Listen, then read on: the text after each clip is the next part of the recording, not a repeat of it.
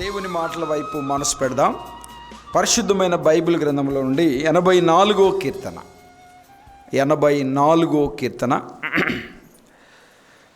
మొదటి 12 చరణాలు చదువుదాం. మొదటి చరణం నేను చదువుతా, రెండో చరణం మీరు అందరూ కలిసి చదవడానికి ప్రయత్నం చేయండి. అందరం కలిసి చదువుదాం. మొదటి వచనం నేను చదువుతున్నాను. సైన్యములకు అధిపతి యెహోవా, నీ నివాసములు ఎంతో రమ్యములు.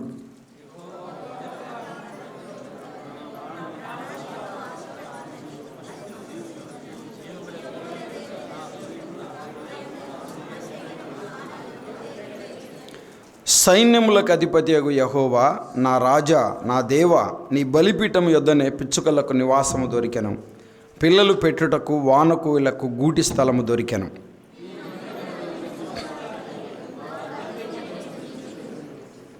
నీ వలన బలమునందు మనుషులు ధన్యులు, యాత్ర చేయు మార్గములు వారికి అతి ప్రియములు.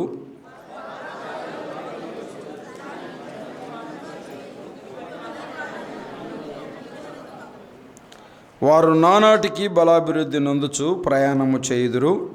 వారిలో ప్రతివాడు సియోనులో దేవుని సన్నిధిని కనబడును.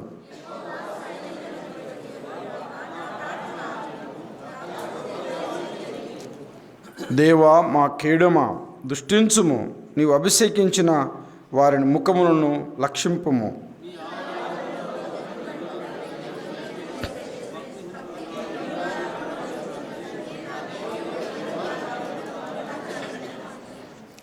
దేవుడైన యెహోవా సూర్యుడును కేడమునై ఉన్నాడు.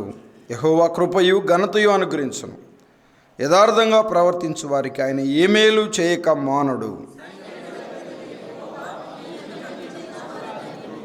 ధన్యులు. అందరు తలలు పైకెత్తండి. రైట్, మంచిది.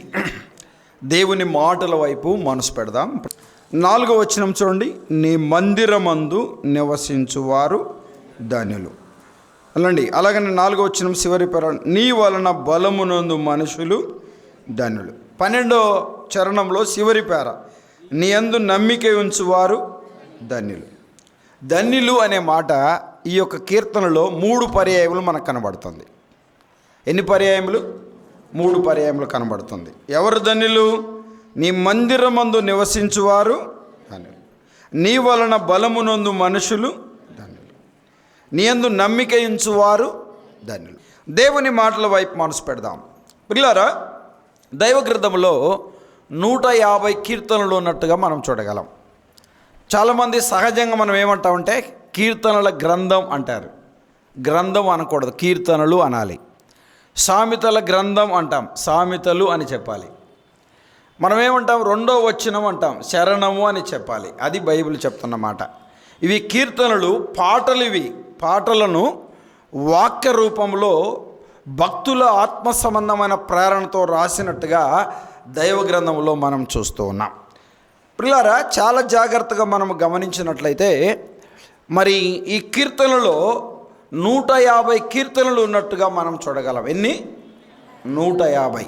మనందరికీ తెలుసు, ప్రపంచంలో క్రైస్తవ సమాజము చేత ఎక్కువగా చదవబడుతున్న గ్రంథం ఏది అని అంటే కీర్తనలు అని మనం గమనించాలి. పిల్లారా, గమనించాలి. ఎక్కువగా బోధించబడుతున్నది కూడా ఏంటి అంటే కీర్తనలో ఉన్న విషయాలే. సహజంగా మీ ఇంట్లో ఎవరినైనా ఈరోజు బైబిల్ చదివావా అంటే చదివానండి. ఏం చదివా? కీర్తనలు చదివాను అంటారు. పొడిగా చక్కగా అర్ధసఖ్యంగా ఆ కీర్తనలు ఉంటాయి. అందుకు అది చదవడానికి ఇష్టపడతారు. పిల్లారా, గమనించాలి. దాదాపుగా 74 కీర్తనలు భక్తుడైన దావీదు రచించాడని చరిత్ర ఆధారంగా మనం చూస్తూ ఉన్నాం. పిల్లారా, గమనించాలి. అంతేకాకుండా మనం గమనించినట్లయితే ఈ కీర్తనను రచించిన వారు ఎవరంటే కొరాహు కుమారులు. ఎవరు చెప్పండి? కొరాహు కుమారులు. చాలా జాగ్రత్తగా గమనించాలి. కొరాహు కుమారులు దైవ గ్రంథంలో 11 కీర్తనలు రచించారని మనం చూస్తున్నాం. ఎన్ని కీర్తనలు చెప్పండి? 11 కీర్తనలు రచించారు. పిల్లారా, చాలా జాగ్రత్త మనం గమనించాలి. 42వ కీర్తన నుంచి 49వ కీర్తన వరకు, 84వ కీర్తన నుండి 87వ కీర్తన వరకు 88వ కీర్తన వరకు వీరు రచించినట్టుగా మనం చూస్తూ ఉన్నాం. 82 నుంచి 49 వరకు 7 కీర్తనలు ఉన్నాయి. 84, 85, 86 కాదు, మళ్ళీ 87, 88 ఇలాగా 11 కీర్తనలు వీరు రచించారు అనే మాటలు మనం చూస్తున్నాం. కొరాహు అనే మాట మనకు గుర్తొచ్చినప్పుడు పిల్లారా గమనించాలి, చాలా జాగ్రత్తగా గమనించాలి. ఎవరి కొరాహు అనే విషయాన్ని మనం ఆలోచన చేస్తే, మరి కొరాహు ఎవరు, వారి కుమారులు ఎవరు అనే సంగతిని మనం ఆలోచన చేస్తే ఒక మాట మనం గమనించాలి. రండి సంఖ్యాకాండములోనికి రండి, దేవుని మాటల వైపు మనసు పెడదాం. సంఖ్యాకాండం 16వ అధ్యాయం 33వ వచనం చదువుతారు ఎవరన్నా సోదరులు ఒకరు? సంఖ్యాకాండం 16:33, 16వ అధ్యాయము 33వ వచనం. 33వ వచనం.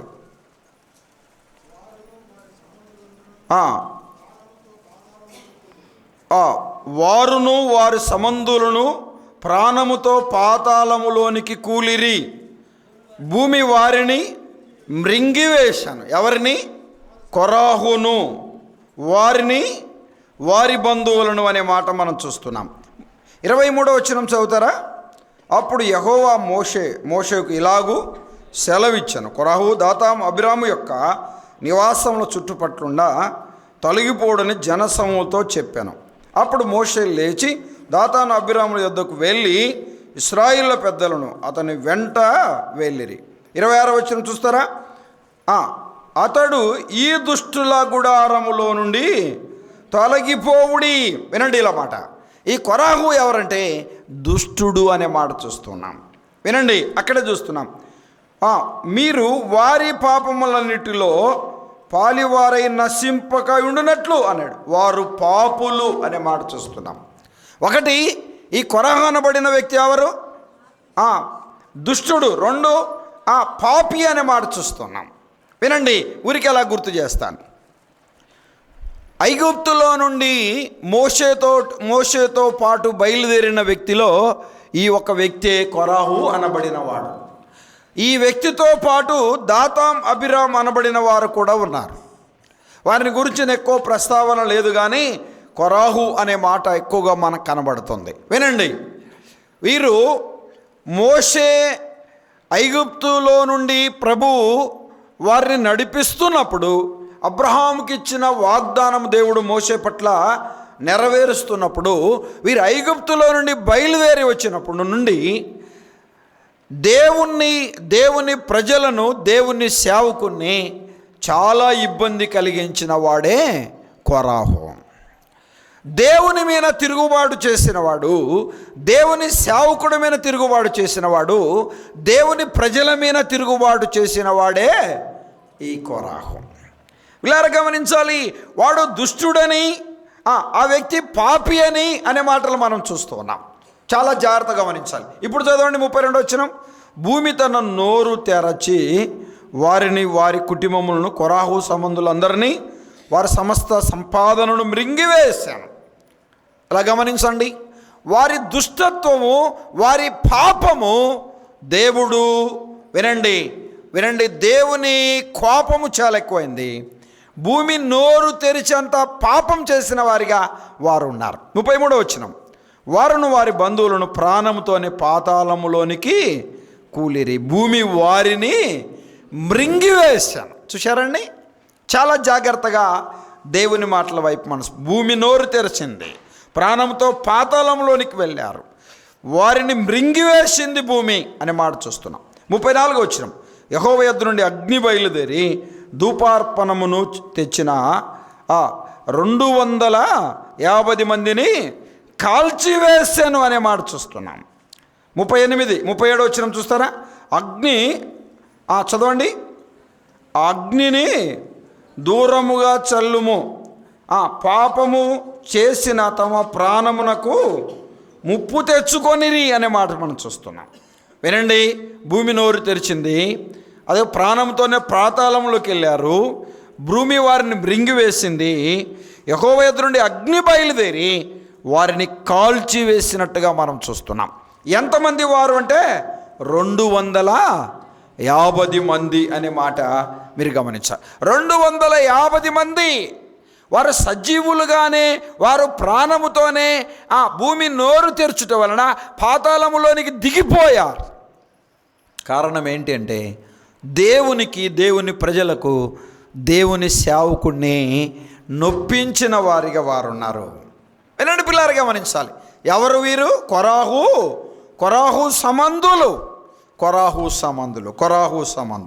ఒక అద్భుతమైన మాట చూస్తారా? 26వ అధ్యాయం, సంఖ్యాకాండం 26వ అధ్యాయం 11వ వచనం.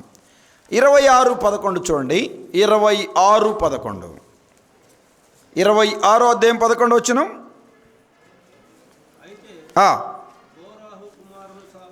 కోరాహు కుమారులు అండర్లైన్ చేస్తారన్నమాట. 26:11 వినండి పిల్లలు. 9 నుంచి చదివితే ఆ సంగతులు చూడగలం. వారు విరోధంగా ఉన్నారని, వారు వాదించారనే మాటలు ఇక్కడ చూస్తాం. 9వ వచనంలో వారు విరోధంగా ఉన్నారు, వారు వాదించారనే మాటలు మనం చూస్తున్నాం. పిల్లలు, ఆ జనసమూహం మృత్యు నొందినప్పుడు అగ్ని 250 మందిని భక్షించింది, భూమి నోరు తెరచి అనే మాట మనం చూస్తున్నాం. కొరాహును మృంగివేసెను అనే మాట చూస్తున్నాం. 11వ వచనం అందరూ చదువుతారా? అయితే కొరాహు కుమారులు చావలేదు. అబ్బా, ఎంత మంచి మాట అండి. తండ్రి మరణించాడు, తండ్రి సమంధులు మరణించారు, తండ్రిని ఏకీభవించిన వారు మరణించారు. కొరాహు చావలేదు. కొరాహు కుమారులు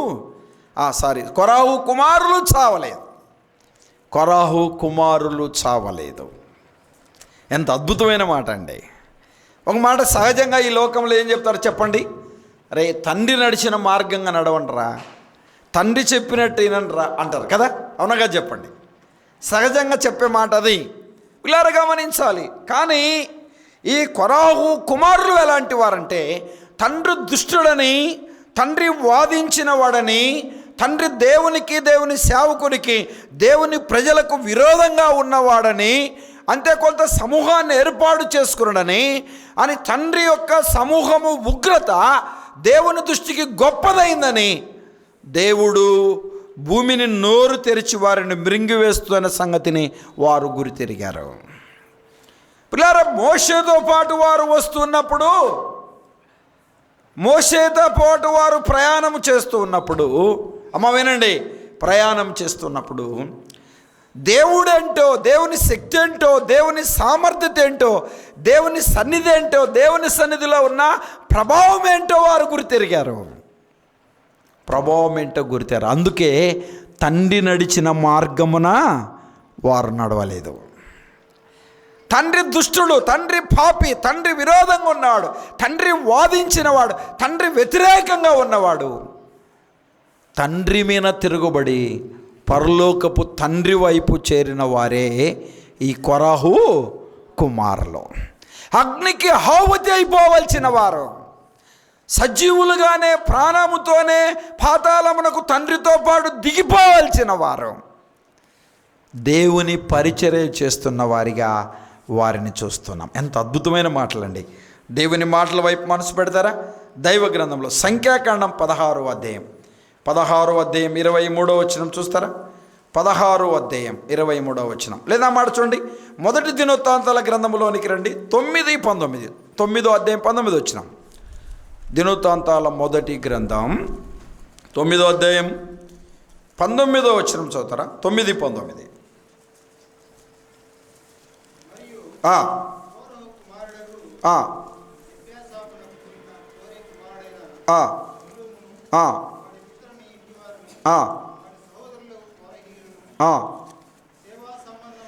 సేవా సంబంధమైన పని మీద నుండి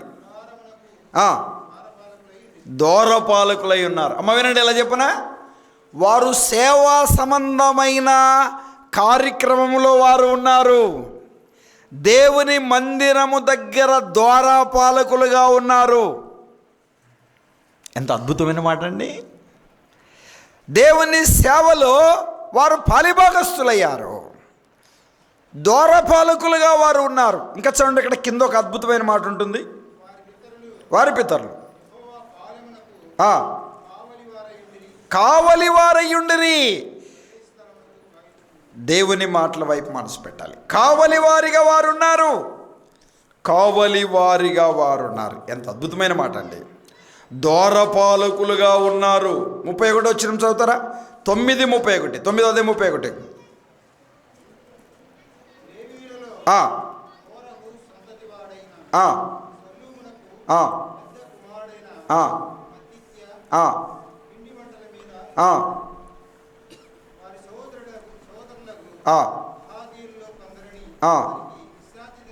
ఆ కలిగి ఉండేది. ఇలా చెప్పనా? ఊరికి ఎలా చెప్తా వినండి. 3 మాటలు ఇక్కడ మనం చూడగలం. 1, సేవా సంబంధమైన కార్యక్రమంలో ఉన్నవారు. 2, ద్వారపాలకులుగా ఉన్నవారు. 3, భోజన పానీయము చేసే వాటి మీద అధికారులుగా వారిని నియమించారు. దేవుని సన్నిధిలో పాలెమునకు వెలుపట, దేవుని గుడారమునకు వెలుపల దేవుని ప్రజలకు కావలి కాసేవారిగా వారు ఉన్నారు. 4వ మాట, దేవుని మాటల వైపు మనసు పెట్టాలి. ఎవరు వీరు? కొరాహు కుమారులు. చెప్పండి, ఎవరు వీరు? కొరాహు కుమారులు. రండి పిల్లలు గమనించాలి. ఇప్పుడు చూస్తారా? దేవుని మాటల వైపు మనసు పెట్టండి. మనం చదువుకున్న మాటలోనికి రండి. పిల్లలు గమనించాలి. 84వ కీర్తన 10వ వచనం చదువుతారా? 10వ వచనం. నీ ఆవరణములో ఒక్క దినము గడుపుట. బా, ఎంత మంచి మాట అండి. ఎవరంటున్నారు ఈ మాట? సహజంగా చాలా మందిరాలలో ఈ మాట రాస్తారు. నీ ఆవరణములో ఒక్క దినము గడుపుట 1000 దినముల కంటే శ్రేష్టము. ఈ కీర్తన పైన కొరాహు కుమారులనే మాట కనబడకపోతే ఇది దావీదు రచించాడేమో అని చెప్పుకోవచ్చు. దావీదు దేవుని మందిరం పట్ల ఉన్న మక్కువ, దావీదు దేవుని పట్ల ఉన్న మక్కువ, దేవుని సేవ మీద ఉన్న మక్కువ, దేవుని పరిచర్య మీద ఉన్న మక్కువ ఏమాత్రము తీసిపోకుండా ఈ కొరాహు కుమారులు కూడా ఉన్నట్టుగా మనం చూడగలుగుతున్నాం.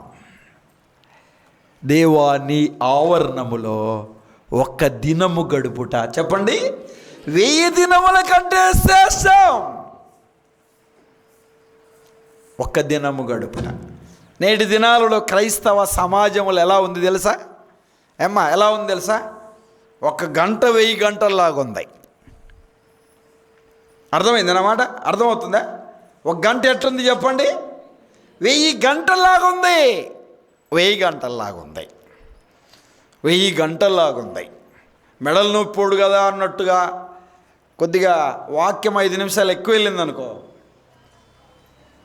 టైంకి వెళ్ళి చూస్తాడు, ఇసుగు చేస్తుంటారు, బైబిల్ జిప్పేస్తుంటారు, మూసేస్తుంటారు, సప్పిడి చేస్తుంటారు, లేయిపోవడానికి ప్రయత్నం చేస్తుంటారు, మాట్లాడుతూ ఉంటారు. ఏంది ఇంతతోటి చెప్పారన్నట్టుగా ఉంటారు, ఏందో సీమలు గుట్టినట్టుగా బొల్లులు బారేనట్టుగా ప్రయత్నం చేస్తూ ఉంటారు. పిల్లలు చాలా జాగ్రత్తగా గమనించాలి. 1 దినము గడుపుట చెప్పండి 1000 దినముల కంటే శ్రేష్టం. 1000 దినముల కంటే శ్రేష్టం అండి. 1 దినము ఒక మాట చెప్పాలంటే ప్రతి నెలలో 2వ శనివారం దేవుని పాద సన్నిధిలో మీరు చేరుతా ఉన్నారు. ఈ శనివారం ఎన్ని దినాలతో సమానం? 1000 దినాలు ప్రభు రాయించాడు దైవ గ్రంథంలో. ఎంత గొప్పదనిదండి. నెలలో 4 ఆదివారాలు. వినండి పిల్లలు గమనించాలి. 4 ఆదివారాలు 4000తో సమానం. బైబిల్ స్టడీ కూడిక, విజ్ఞాపన కూడిక. వినండి పిల్లారా, ఇలా లెక్క పెట్టుకుంటే ఎన్ని దినాలు? 1 దినము గడుపుట చెప్పండి 1000 దినముల కంటే శ్రేష్టం. 1000 దినముల కంటే శ్రేష్టం. కింద చూడండి, ఇంకొక అద్భుతమైన మాట రాసింది అక్కడ. ఏమంటాడు అక్కడ చూడండి, భక్తిహీనుల గుడారములో నివసించుట కంటే. అమ్మా, భక్తిహీనుడు ఎవరు చెప్పండి? కొరాహే. భక్తిహీనుడు ఎవరు? నా తండ్రి భక్తిహీనుడు.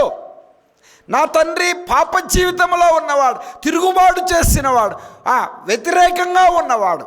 నా తండ్రి గుడారంలో ఉంటే మేము కూడా దహించబడేవారివి, ప్రాణముతో పాతాళమునికి వెళ్ళవలసిన వారివి.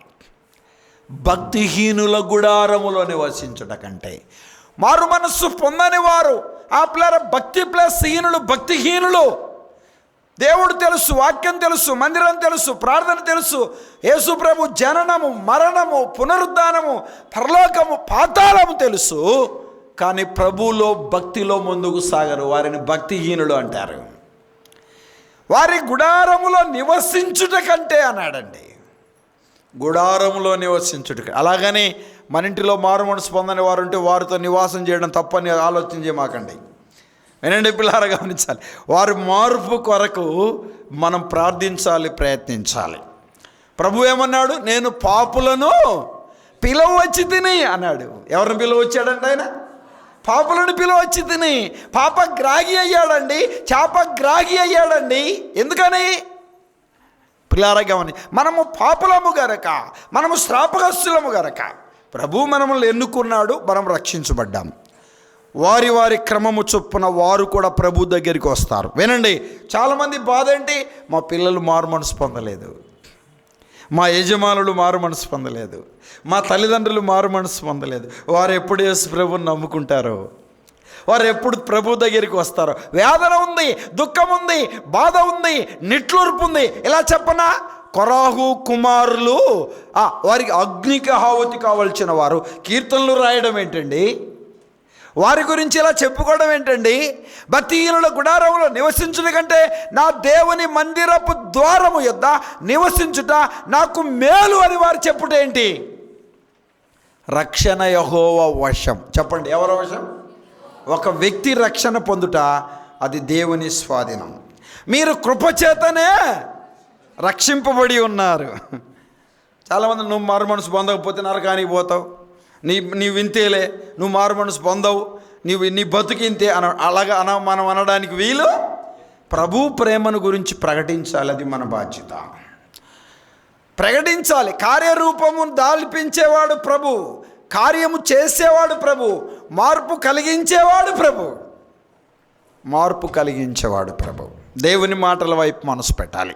ఒక మాట చెప్పాలంటే సౌలు కంటే గొప్పవారు కాదు మన ఇంట్లో ఉండేవాళ్ళు. అవునాగా చెప్పండి. దమస్కు పట్టణానికి ఎందుకు వెళ్ళాడు? దేవుని ప్రజలను హింసించడానికి వెళ్ళాడు. పిల్లరగా ఆయన పనేంటి? ప్రాణాధారమే, రక్తపాతకమే తన ప్రాణాధారంగా ఎన్నుకున్నాడంట. చూశారండి? చంపడానికి, హింసించడానికి వెళ్ళాడు. కానీ మధ్యలోనే ప్రభు కనిపించాడు. గుడ్డివాడిగా దేవుడు ఆ యొక్క దమస్కు పట్టణానికి తీసుకెళ్ళాడు. అననీయతో ప్రభు మాట్లాడుతున్నాడు. అననీయా అంటే ఏంటి ప్రభువా? తరచువాడైన పౌలు పలానా సాట ఉన్నాడు, వెళ్ళు. అయ్యా నీకు తెలియదయ్యా వాడి సంగతి. నాకు తెలుసు, నువ్వు వెళ్ళు అన్నాడు. అంతే. నేను ఏర్పరచుకున్న సాధనం, నా కొరకెన్నో బాధలు, నిందలు, అవమానం అనుభవించాలి అని చెప్పాడు. ప్రభు ప్రణాళికలో ఉన్నవాడు. అపోస్తులతో పాటు పరిచర్య చేశాడా పౌలు గారు? చెప్పండి, చేశాడా? లేదు. అపోస్తులతో పాటు బోధలు విన్నాడా? చెప్పండి అమ్మా, వినలేదు. పిల్లలు గమనించాలి. యేసు ప్రభువుతో ప్రయాణం చేసిన అనుభవం ఉందా? లేదు. నేను తల్లి గర్భంలో ఉండగా దేవుడు నన్ను ఎన్నుకున్నాడని చెప్పాడు. గలతీలో మాటలు మనం చూడగలం. దేవుని చేత ఎన్నుకున్నవాడు, ఏర్పాటు చేసుకున్నవాడు, నిర్ణయించుకున్నవాడు. అందుకే దైవ గ్రంథంలో 14 పత్రికలు పౌలు గారి ద్వారంగా ప్రభు రాయించాడు. నేటి సార్వత్రిక సంఘాలకు ఒక పునాదికరమైన మాటలు పౌలు గారే రచించినట్టుగా మనం చూస్తూ ఉన్నాం. దేవుని మాటల వైపు మనసు పెట్టాలి. పిల్లల భక్తిహీనుల గుడారములో నివసించుట కంటే, ఏ గుడారం? భక్తిహీనుల గుడారం. ఇంకొక అద్భుతమైన మాట చెప్పాడు అక్కడ, చూస్తారా? భక్తిహీనుల గుడారములో నివసించుట కంటే నా దేవుని మందిరములోనా, మందిరపు ద్వారమా? గుమ్మం, ద్వారం అంటే గుమ్మం అన్నమాట. గుమ్మము యొద్ద, మందిరములా కాదు. ఇందాక మంచి పాట పాడారు, మందిరంలోనికి రారండి. ఎంత బాగుందండి. ఇలా గమనించాలి. నేను ఒక 4-5 ప్రసంగాలు సిద్ధపరచుకున్నాను ఇక్కడ చెప్పడానికి. 4-5 ప్రభువా ఏది నువ్వు ఇస్తావో అది మాట్లాడడానికి నేను ఇష్టపడతానని చెప్పి ప్రభు సన్నిధిలో ప్రార్థన చేస్తూ ఉన్నాను. ఈ పాట అది నాకు వినబడినప్పుడు, ఓహో మందిరం అనే మాట బాగుంటుంది కదని ప్రభు అలాంటి ప్రేరణ ఇచ్చాడు. ఇది చెప్పడానికి ఇక్కడ నిలబడ్డాను. దేవుని మాటల వైపు మనసు పెట్టాలి. భక్తిహీనుల గుడారములొద్దు, నా దేవుని మందిరములు కాదు, మందిరపు ద్వారము యొద్ద నివసించడం నాకు. మందిరములో, మందిరపు ద్వారము యొద్ద. ద్వార పాలకులు ద్వారం యొద్ద ఉంటారా, మందిరంలో ఉంటారా? ద్వారం యొద్దనే ఉంటారు. సేవా సంబంధమైన కార్యక్రమాలు చేసేవారు. ఎంత కృతజ్ఞత కలిగిన వారండి, ఎంత కృతజ్ఞత కలిగిన వారు. దేవా నీ ఆవరణములో ఒక్క దినము గడుపుట 1000 దినముల కంటే శ్రేష్టం అన్నాడు. భక్తిహీనుడయ్య నా తండ్రి, నా వంశావళి, నా రక్త సంబంధులు, నా బంధువులంతా 250 మంది ప్రాణములతోనే పాతాళములకు దిగిపోయారు. ఆకాశం నుండి అగ్ని వచ్చి వారిని దహించి వేసింది. ఆ భక్తిహీనుల గుడారములో నుండి నన్ను తప్పించావు, భక్తిహీనుల గుడారములో నుండి విడిపించావయ్యా. నీ మందిరపు ద్వారము యొద్ద నన్ను ఉంచావు. నాకెంత మేలు, ఎంత మేలు. కొరాహు కుమారులు పాడుతున్న పాట. కొరాహు కుమారులు దేవుని సన్నిధిని గురించి వారు వారి హృదయములో ఉన్న ఆ గొప్ప తపనను మనం చూస్తూ ఉన్నాం. మందిరపు ద్వారము యొద్ద. చాలామందికి బైబిల్ స్టడీలో ఉన్న విలువ తెలియదు, విజ్ఞాపనలో ఉన్న విలువ తెలియదు, స్త్రీల కూడికలో ఉన్న విలువ తెలియదు, క్రమకూడికల్లో ఉన్న విలువ చాలామందికి తెలియదు. ఏదో వాడుకతో అలవాటుతో ఆచారంగా మందిరానికి వస్తుంటారు. పులారా మందిర సహవాసములో ఉన్న విలువను గ్రహించరు. ఎంత కృతజ్ఞత కలిగిన వారండి, ఎంత కృతజ్ఞత కలిగిన వారు. మొదటి వచనం చదువుతారా? 84వ కీర్తనలోనే ఉందాం. 84వ కీర్తన మొదటి వచనం. సైన్యములకు అధిపతి యెహోవా నీ నివాసం. అబ్బా, నీ నివాసం, నీ నివాసం. ఏ నివాసం చెప్పండి? మందిరము దేవుని నివాసం, సంఘము దేవుని నివాసం. నీ నివాసం, నీ నివాసం.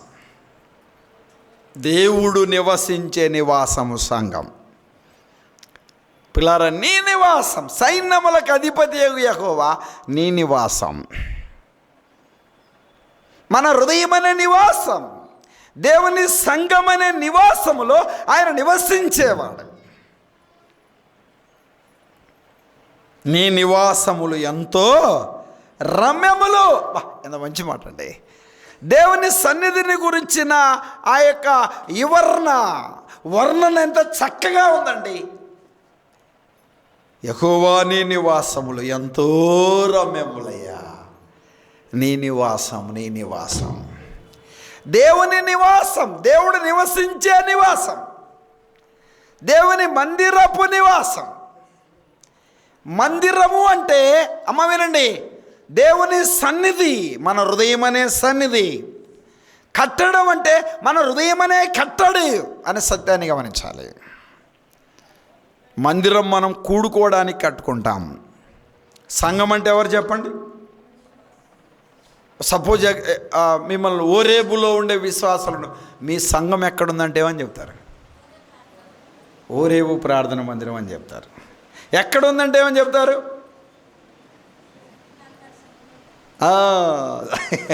ఈ యొక్క ఆలు పేరు గుర్తొస్తే మన మందిరం గుర్తొస్తుంది. ఓకే, రెండు పిల్లలు గమనించాలి, చాలా జాగ్రత్తగా గమనించాలి.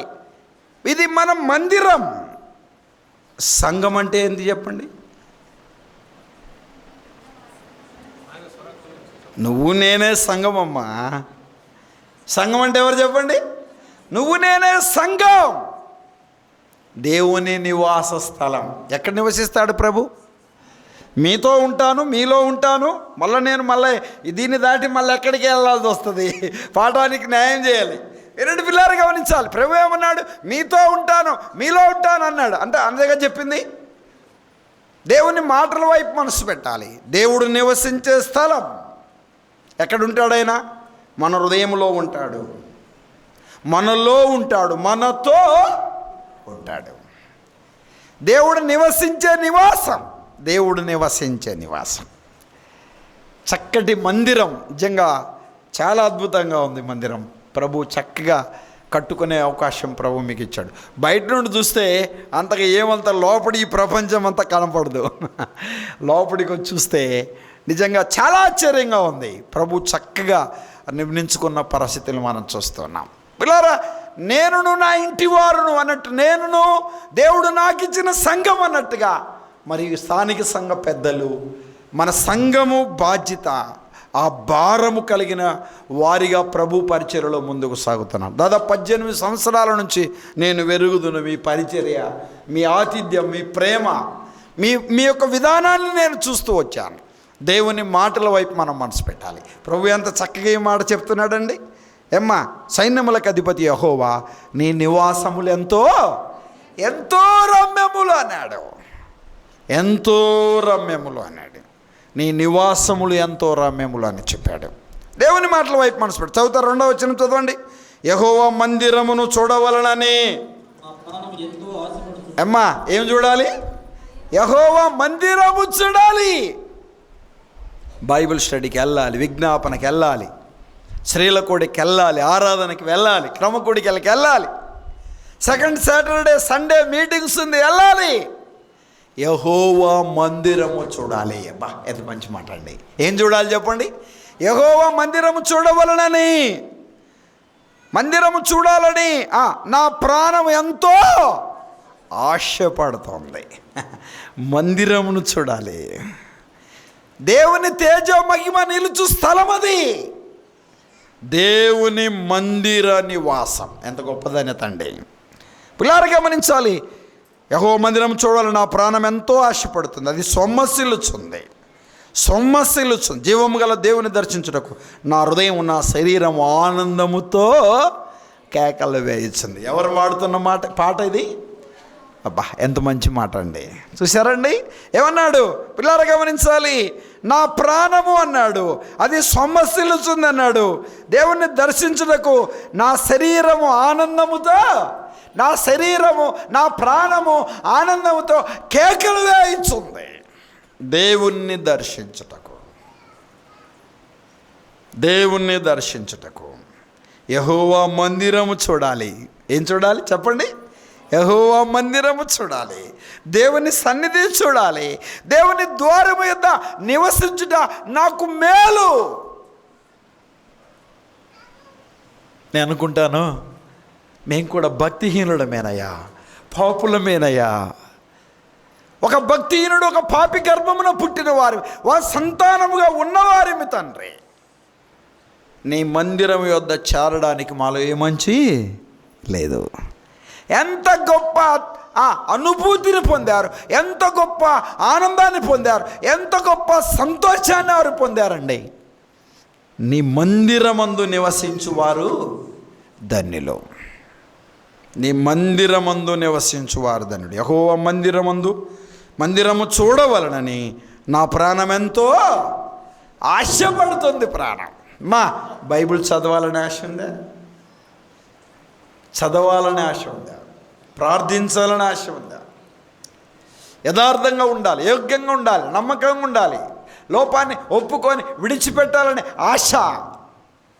ఆశ కలిగిన వారిగా ఉండాలి, ఆశ కలిగిన వారిగా జీవించాలి. నా ప్రాణం ఆశపడుతుంది అన్నాడు. ఆశపడ్డ ప్రాణాన్ని ఆయన ఏం చేస్తాడు? తృప్తిపరుస్తాడు. పిల్లలు గమనించాలి. వాక్యము చదివితే, వాక్యాన్ని ధ్యానిస్తే, వాక్యాన్ని పఠిస్తే, వాక్యమును నెమరేస్తే, వాక్యం హృదయం అనే పలకమైన రాసుకుంటే, హృదయంలో దాచుకుంటే ఆ వాక్య మాధుర్యం అర్థమవుతుంది. పిల్లరా, అర్థమవుతుంది. అన్నిటికంటే రుచికరమైనది ఏంటి చెప్పండి? రుచికరమైన పదార్థం ఏంటి అని అడుగుతున్నా. తేనె. ఏమో వాక్యం అంటున్నాను, వాక్యమే చెప్తున్నారు. ఓకే, మంచిది, మీ ఆసక్తి గొప్పది. దేవుని మాటలో తేనె 119 కీర్తన, జుంటు తేనె దారల కంటే మధురమైనది వాక్యం అన్నాడు. తేనె మధురమైతే దానికంటే మధురమైనది ఏంటి చెప్పండి? దేవుని వాక్యం. పిల్లారా గమనించాలి. అన్నిటికంటే విలువైన వస్తువు ఏంటి చెప్పండి?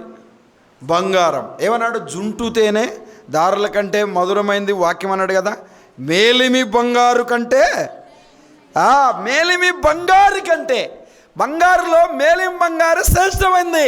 దానికంటే కూడా కోరదగినది, విలువైనది దేవుని వాక్యం. ఆరోగ్యం బాగాలేదనుకో, ఏం దాపుతారు? పాలు దాపుతారు. వాక్యం పాలన్నాడు. ఏదన్నా ఒక బలమైన ఒక వస్తువు పరికరాన్ని పగలగొట్టాలంటే ఏం వాడతారు? సుత్తే. వాక్యం సుత్తి అన్నాడు. మురికిపోవాలంటే ఏం వాడతారు? సబ్బు. వాక్యము సబ్బు అన్నాడు. చూశారండి ఎన్ని పోలికలో. సబ్బు అన్నాడు, శుద్ధి అన్నాడు, పాలన్నాడు, తేనె అన్నాడు, మేలిమి బంగారు అన్నాడు. దేంతో పోల్చగలమండి? దేంతో పోల్చగలం? దేవుని మందిరములో ఉన్న అనుభూతి నా ప్రాణము ఆశపడుతుంది, నా శరీరము ఆనందంతో చెప్పండి కేకలు వేయుచుంది. అనుభూతిని పొందేవారికి అర్థమవుతుంది, అనుభూతిలో ఉన్నవారికి అర్థమవుతుంది, ఆనందములో ఉన్నవారికి అర్థమవుతుంది. అందరికీ అర్థం కాదు. అర్థమవుతుందో చెప్పండి? ఏం అర్థం కాదు. యాడికి వెళ్ళొచ్చావు? ఆరాధనకి వెళ్ళొచ్చాయి. పిల్లారా గమనించాలి, నేటి మన సంఘాలు అంటే మీరు కాదు, పిల్లారా గమనించాలి. అడావుడిలో పరిగెత్తుకుంటూ ఆదివారం రోజు మందిరానికి వస్తారు. ఎప్పుడు వస్తారు? రొట్టె రసం పంచేటప్పుడు వస్తారు. పాత్ర అందని వారు చేతులు ఎత్తండి, చేతులు ఎత్తారు. పాత్ర పంపిస్తారు, అంత రొట్టె తింటారు, కొద్దిగా రసం తాగుతారు, కానుకల పెట్టిలో ఏదో కానుకేస్తారు, బైబిల్ సంకలు పెట్టుకొని వెళ్తారు. మళ్ళీ తిరిగి ఎక్కడికి వెళ్తున్నామంటే, ఎక్కడికి వెళ్ళి వచ్చామంటే ఏం చెప్తారు? ఆరాధనకి వెళ్ళి వచ్చారంటారు. ఎక్కడికి వెళ్ళి వచ్చారని చెప్పండి? ఆరాధనకి వెళ్ళి వచ్చామని చెప్తారు. ఆరాధనలో పాలు పంపులు కలిగావా? ఆరాధనకి వెళ్ళి వచ్చావా? ప్రభు బలలో పాలు పంపులు కలుగుంటూ ఆరాధన అనుకుంటున్నావు. ఆరాధనలో అదొక ప్రాముఖ్య భాగం. ప్రారంభము నుండి ముగింపు వరకు ఉండుటయే అది ఆరాధన. అంతకుముందు మన సంఘాలలో లేదు ఇది, ఇటీవల ప్రారంభమైంది. ఇంకొక దేవుడికి ఆడికి పరిగెత్తుతున్నారు బైబిల్ సంఖ్యలు పెట్టుకొని. కారణం ఏదైనా కావచ్చు. ప్రభువారు ఆయనతో సహవాసం అనే మాట గురించి చెప్తూ, అయ్యా మా నాన్న చనిపోయాడంటే మృతులు పాతి పెట్టుకుంటారు, నువ్వు వచ్చి నన్ను ఆరాధించవయ్యా ముందు అన్నాడు. నాకంటే దేనిని ఎక్కువగా నువ్వు ప్రేమించడానికి వీలు లేదని చెప్పాడు. దేవుని మాటల వైపు మనసు పెట్టాలి.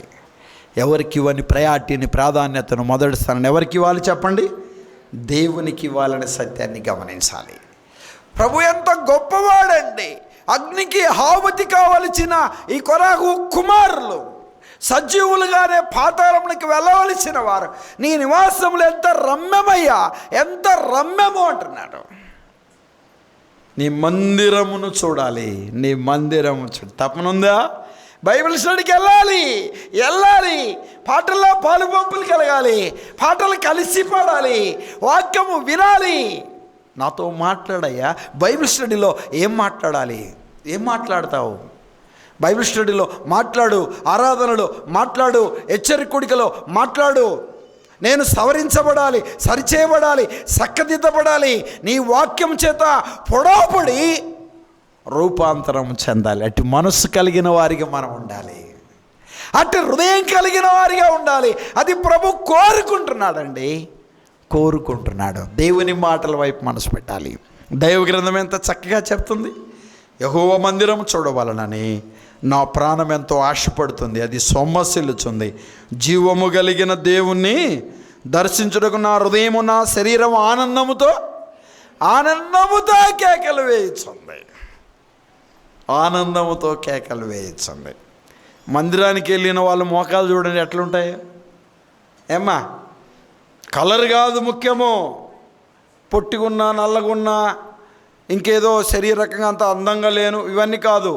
ప్రభువు కావాల్సింది ఆత్మ సంబంధమైన అలంకరణ. పిల్లలు గమనించాలి. ఎలుపటి అలంకరణ అవసరమే, కానీ తగుమాత్రం అలంకరణ ఉండాలి. అది ప్రభు కోరుకుంటున్నాడు. తగుమాత్రం అలంకారము చేత మనం ఉండాలి. దేవుని మాటల వైపు మనసు పెట్టాలి. దైవ గ్రంథం ఎంత చక్కగా మనకు తెలియజేస్తూ ఉంది. సందర్భం వచ్చింది కాబట్టి చూద్దాం. చూడండి, పేతురు రాసిన మొదటి పత్రిక 3వ అధ్యాయంలోనికి వస్తారా? మొదటి పత్రిక 3వ అధ్యాయం వాక్యం మీద మీ గమనం ఉంచండి. పేతురు రాసిన మొదటి పత్రిక 3వ అధ్యాయం 3వ వచనం చదువుతారా? 3వ వచనం.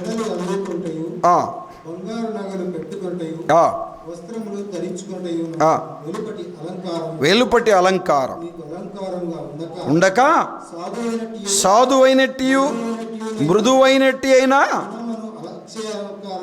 గుణమును అక్షయ అలంకారం. ఎంత మంచి మాట అండి. ఏంటంటే చెప్పండి, గుణముగు అక్షయ అలంకారం. ఎంత మంచి మాట అండి అన్నమాట. పిల్లారా గమనించాలి. గుణమును అక్షయ అలంకారం. చదవండి బ్రదర్.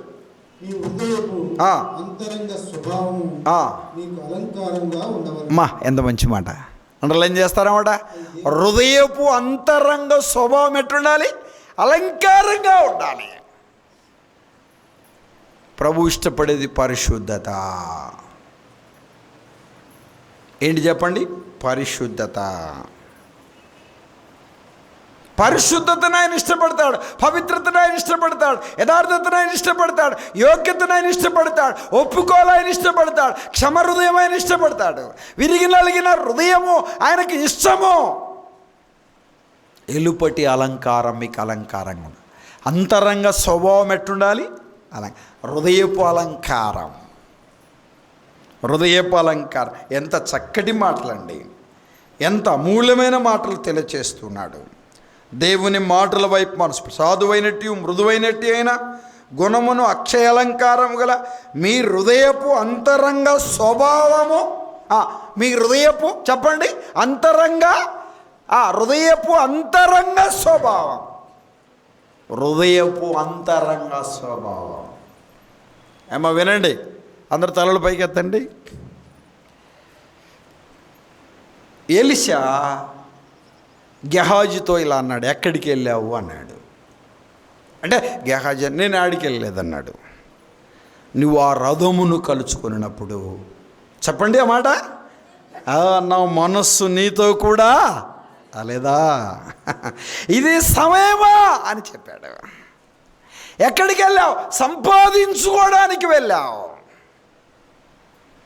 షావుకుని మనస్సు, పెద్దల మనస్సు, పరిచారకుల మనస్సు, విశ్వాసులు చల్లారిపోతున్నాగా, ఆత్మీయంగా దిగజారిపోతున్నాగా, పడిపోయిన వారిగా, తొట్టిల్ల వారిగా, పాపములో పుర్లాడుతున్న వారిని చూసి వేదన పడే పెద్దలు, కన్నీరు కార్చే పెద్దలు, పరిచారకులు, విశ్వాసులు నేటి క్రైస్తవ సమాజంలో ఆప్లర ఎంతోమంది ఉన్నారు.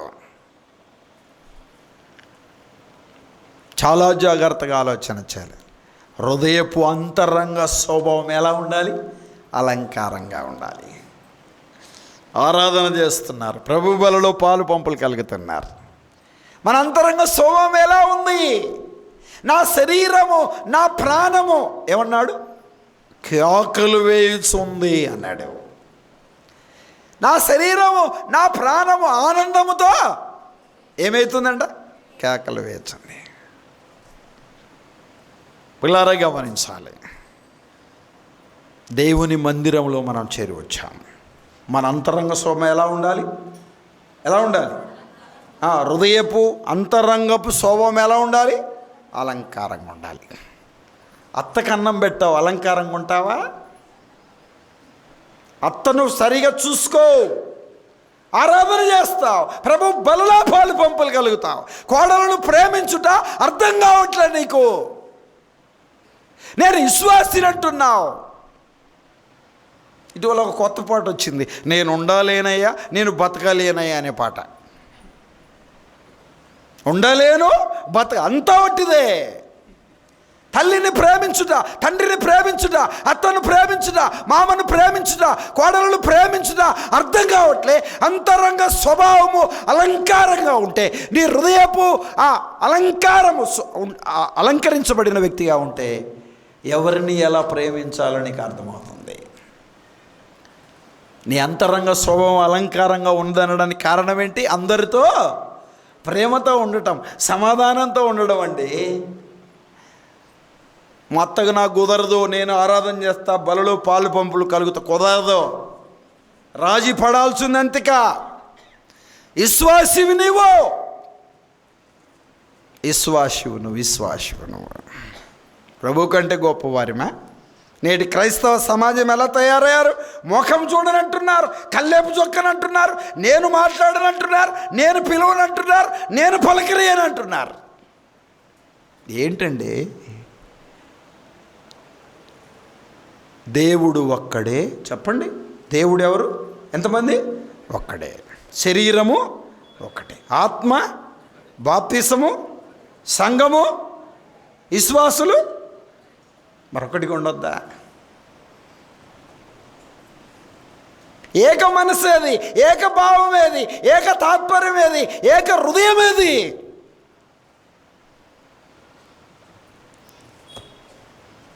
ప్రభు బలులు పాలు పంపులు కలిగితే సరిపోద్దా? విజ్ఞాపనకు వస్తే సరిపోద్దా? బైబిల్ స్టడీకి వచ్చే సరిపోద్దా? నేను విశ్వాసిని చెప్పుకుంటే సరిపోద్దా? తల్లిదండ్రులను పరామర్శించే కుమారులు లేకపోలే నేటి క్రైస్తవ సమాజంలో. కారణం ఏదైనా కావచ్చు, ఎనివే. తల్లి పట్ల, తండ్రి పట్ల, అత్త పట్ల, మామ పట్ల, రక్త సంబంధుల పట్ల, బంధువుల పట్ల, ఇరుగు పొరుగు వారి పట్ల ప్రేమానురాగాలు కలిగిన వారిగా ఉండాలి. అది వాక్యం చెప్తా ఉంది. ప్రభువన్నాడు, నీ పొరుగువారినే ప్రేమించమంటే అత్త ప్రేమించమంటే లేదా? అత్తను ప్రేమించాలి లేదా? మామను ప్రేమించాలి లేదా? కోడలను ప్రేమించాలి? చెప్పండి అమ్మా.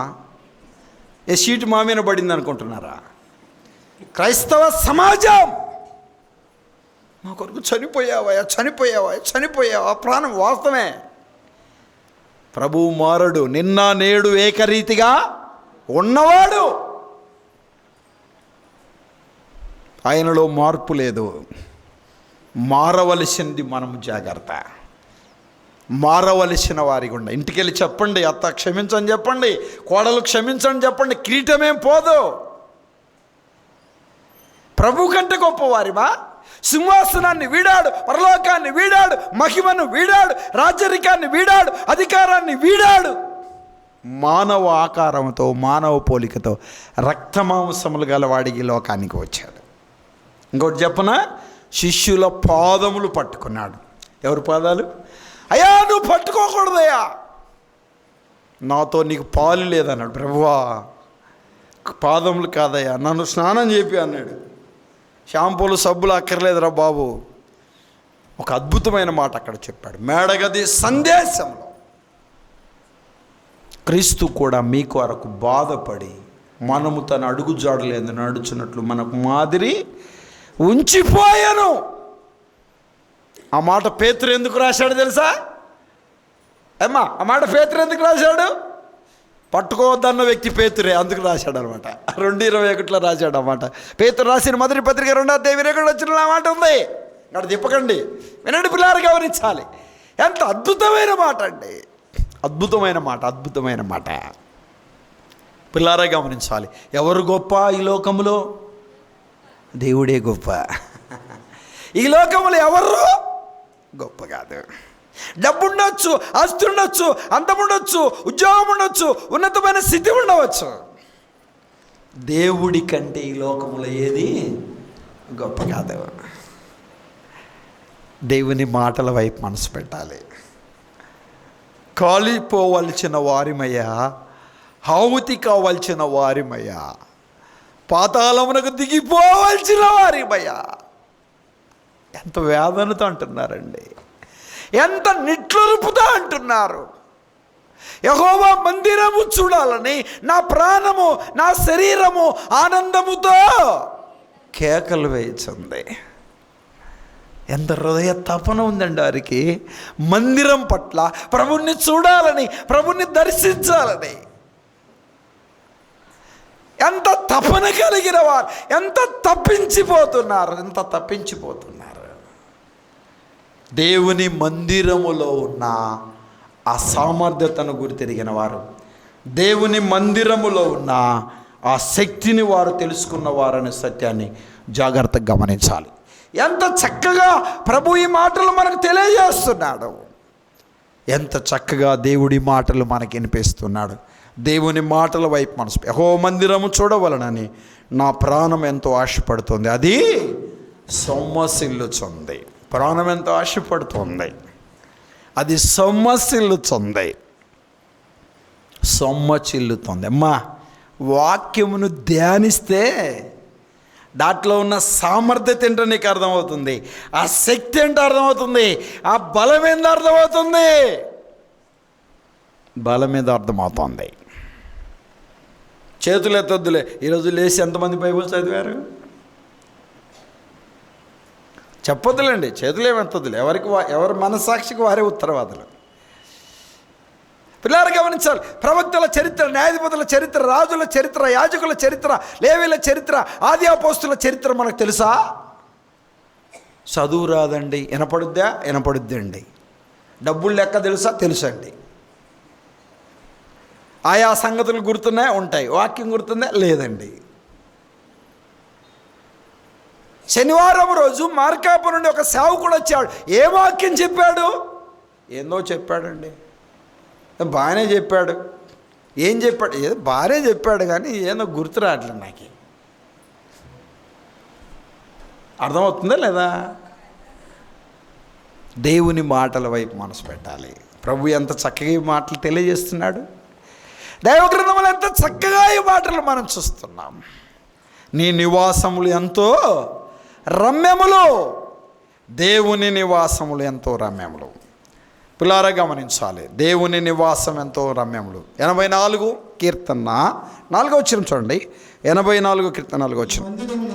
నీ మందిరమందు నివసించువారు ధన్యులు. నివసించని వాడు, నివసించేవారు ధన్యులు. నివసించని వారు ధన్యులా దరిద్రులా? ఒక మాట చెప్పనా, 3 రకాల మనుషులు ఉంటారంట మందిరంలో. ఎన్ని రకాలు చెప్పండి? మందిరానికి వస్తారు కానీ వారి మనసు ఇక్కడ ఉండదు, అది మొదటి రకం. మందిరానికి వస్తారు, వారి మనసు ఇక్కడ ఉండదు. రెండో రకం, మందిరానికి వస్తారు, ఊరికి అగపడి వెళ్తారు, ఇది రెండో రకం. మూడో రకం ఉంది, మందిరానికి వస్తారు, దేవుని వాక్యాన్ని జాగ్రత్తగా ఆలకిస్తారు. రోజు చూసే పిక్షే, రోజు చూసే ఫ్యాన్లే, తిరిగే ఫ్యాన్లే, ఇక్కడే కూర్చుంటారు. ఈ ఫ్యాన్ ఏంది ఎంత తిరుగుతుంది, ఈ ఫ్యాన్ ఎందుకు వేయలేదు, ఆలోచన అటు వెళ్ళిపోద్ది అనమాట. ఏంటి రాజకుమార్ అన్న జుట్టే తెల్లగైపోయింది, అప్పుడు నల్లగా ఉండేది కదా. అంటే మన మైండ్ అంతా ఎట్టపోయింది అంటే జుట్టు మీద సంగతి కాదు చెప్తుంది. ఏనంటే పిల్లలు గమనించాలి, స్టార్ట్ చేశారు, ఎప్పుడు ముగిస్తాడో ఏమో, టైం అయిపోతున్న కొంత ఆలోచన. కొంతమంది మాత్రం చక్కటి వాక్యం ప్రభు వినిపిస్తున్నాడు, ప్రభు మాతో మాట్లాడుతున్నాడు, మా ఆత్మ ఆకలి ప్రభు తీరుస్తున్నాడు, ఆత్మ సంబంధమైన సంతోషం మాకుంది. కొరాహు కుమారులను గురించిన రచించిన కీర్తనలో ఉన్న మాటలు మేము వింటున్నాం, అనుభూతిని ఆనందాన్ని పొందుతున్నాం అని ఉంటారు. ఈ ముగ్గురులో ఏ రకమైన వ్యక్తిలో మనము? మీరేం చెప్పనక్కర్లే, ఎవరికి వాళ్ళు అర్థం చేసుకుంటే చాలు. 3 రకాల మనుషులు మందిరములో ఉంటారు. పిల్లారా గమనించాలి. 4వ రకం కూడా చెప్పచ్చు. పాపం మందిరానికి రావాలని చాలా ఆతురతగా ఉంటారు, కొన్ని కార్యక్రమాలలో రాలేక ఆగిపోయి ఉంటారు. మందిరానికి రేపు పోకపోతేమే, వాక్యం వినకపోతేమే, పనులలో ఆగిపోయామే, అసలు పోయి వాక్యం వింటే అంత బాగుండు, ఈరోజే పోలేకపోయామే, వేదన పడతా, ఇంటికి దుఃఖపడతా, బాధపడతా ఉంటారు. వీడికొచ్చి విననోడు మంచోడా, అక్కడుండి దుఃఖపడోడు మంచోడు? మీరు చెప్పండి. మందిరానికి వచ్చి వేదన పడి దుఃఖపడుతున్న వ్యక్తి మంచోడా, అక్కడికి వెళ్ళి వేదనతో దుఃఖంతో నిట్టూరుతో అయ్యో మందిరానికి వెళ్ళకపోతేనే, వాక్యం వినకపోతేనే, వాక్యాన్ని పోగొట్టుకున్నానే, ఎంత గొప్ప ధన్యత పోగొట్టుకున్నాను, ఇంటి దగ్గర ఏడుస్తూ, లేదా పొలం పనో ఇంటికాడ పనో లేదా ఆరోగ్యం బాగలేకనో ఉన్న వ్యక్తి మంచోడా? ఎవరు బెస్ట్ చెప్పండి? మందిరానికి వచ్చారు కానీ ఏం చేయట్లే, వినట్లే. చాలా జాగ్రత్తగా ఆలోచన చేయాలి. ఏమన్నాడు? నీ మందిరమందు నివసించువారు ధన్యులు. మందిరమందు నివసించువారు ధన్యులు. దేవుని మందిరమందు నివసించువారు ధన్యులు. దేవుని మందిరమందు నివసించువారు ధన్యులు. ఒక మాట చూడండి, దాటిపోదాం. తిమోతికి రాసిన మొదటి పత్రిక 3వ అధ్యాయం 15వ వచనం. 3వ అధ్యాయం 15వ వచనం చూడండి, మనందరికీ తెలిసిన మాట. తిమోతికి రాసిన మొదటి పత్రిక 3వ అధ్యాయం 15వ వచనం. ఆలస్యం చేసిన వడల దేవుని మందిరములో జీవము గల దేవుని సంఘం. దేవుని మందిరం అన్నాడు. ఏ సంఘం అంట? జీవము గల దేవుని సంఘం. మొన్న ఒక ఆయన అంటున్నాడు, అమ్మా వినండి, మా సంఘంలో గంటతోడే ఆరాధన చేస్తారు, మీ సంఘంలో అసలు మౌనంగా ఉండి ఆరాధన చేస్తారు, మా సంఘంలో అందరూ మౌనంగా ఉండరు, అందరూ ఆరాధన చేస్తారన్నాడు. ఆరాధన అంటే ఏంటో వాళ్ళకి అర్థమైంది. ఏమ్మా, సంఘం సంఘం సంఘం సంఘం దేవుని మందిరములు అనగా జీవము గల సంఘముల్లో జీవము లేదు, సంఘాలలో జీవం లేదు. మనకు అర్థమైపోతుంది. జీవము గల దేవుని మందిరం, జీవము గల దేవుని సంఘం. విశ్వాసులలో జీవం ఉండాలి, సంఘములో జీవం ఉండాలి. నేటి పరిస్థితులన్నీ ఎలా వచ్చాయి? అందరు లేచి నిలబడండి అంటున్నారు, ఆరాధన చేసుకుందాం అంటున్నారు. పాడిందే పాడు, పాడిందే పాడు, కొట్టు, చేతులు ఉన్న వాళ్ళంతా సప్పులు కొట్టాలి చూడండి అంటున్నారు. ఇక చేతులు ఉన్న వాళ్ళంతా చేతులు పైకి ఎత్తాలి. చూసారా, ఆసనాలు వేపిస్తున్నారు. బుద్ధి పొరపాటు ఎప్పుడన్నా మనం వెళ్ళామా ఆయన మనం కూడా చేయాలి, చేయకపోతే ప్రత్యేకంగా చూస్తూ ఉంటారు అన్నట్టు. అందుకే మన వాళ్ళు ఎక్కడికి వెళ్ళారు. వినడి పిల్లలు గమనించాలి. ఆరాధన అంటే ఏంటి? విజ్ఞాపన అంటే ఏంటి? ప్రార్థన కూడిక అంటే ఏంటి? కృతజ్ఞత కూడిక అంటే ఏంటి? ఒక వ్యక్తి మరణిస్తూ కూడిక జరుగుతుంటే కుటుంబ ఆరాధన అంటాడు. ఏమ్మా, దాన్ని మనం ఏమంటాం? జ్ఞాపకార్థ కూడిక అంటాం, దాన్ని కుటుంబ ఆరాధన అంట. చూశారండి, అన్నిటికీ ఆరాధనలే. ప్రార్థనకు, విజ్ఞాపనలకు, యాచనలకు, కృతజ్ఞతాస్తుతులకు, ప్రభువును మహిమపరచుట, కీర్తించుట, ఘనపరచుట, దేవుని సన్నిధిలో ప్రార్థించుట, ఈ వ్యత్యాస భావాల అర్థము అంత ఒకటేలయ్యా అంటున్నారు. ఏంటంటే అంత ఒకటేలే, అన్నీ చేసేది ఒకటేలే, అన్నీ పోయేది ఆడికేలే అంటున్నారు. విజ్ఞాపన అంటే తెలియదు, ప్రార్థన అంటే తెలియదు, యాచనలు అంటే తెలియదు, కృతజ్ఞతాస్తుతులు అంటే తెలియదు, ఆరాధించడం అంటే తెలియదు, స్తుతించడం అంటే తెలియదు, అర్థము కాదు, నేర్చుకునే మనసు కూడా వారికి లేదు. చాలా జాగ్రత్తగా ఆలోచన చేయాలి. గందరగోళమైన పరిస్థితులను నేటి క్రైస్తవ సమాజాలలో, అన్నిటిలో కాదు కొన్నిటిల్లో మనం చూస్తున్నాం. ఏ సంఘం అంట? జీవము గల దేవుని సంఘం. జీవము గల సంఘం, జీవము గల సంఘం. సంఘములో జీవం ఉండాలి. మన ప్రభు జీవాధిపతి, జీవాధిపతి, జీవాధిపతి. పిల్లల పేతురు అంటాడు ఇశ్రాయేలు ప్రజలతో, యూదా జనాంగంతో, మీ సిలువేసిన యేసుని దేవుడు ప్రభువుగాను క్రీస్తుగాను నియమించను, ఇది ఇశ్రాయేల్ వంశమంతా రూఢిగా తెలుసుకోవాలి అంటే ఇలా చెప్తాడు, మీరు జీవాధిపతిని చంపుతిరి కానీ దేవుడు ఆయనను మృతుల్లో నుండి లేపాను. ఆయన ఎవరు చెప్పండి? జీవాధిపతి.